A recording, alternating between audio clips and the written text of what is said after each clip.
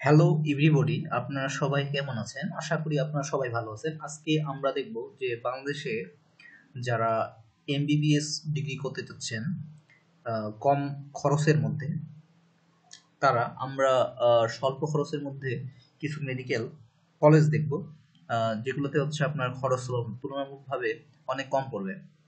চলেন আমরা তাহলে দেখে আসি যে কোন প্রাইভেট মেডিকেল কলেজগুলোতে খরচ কম পড়ে।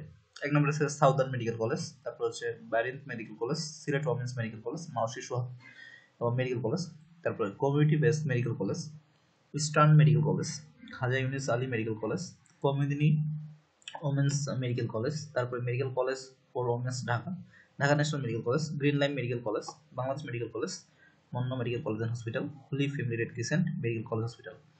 তো আপনারা যারা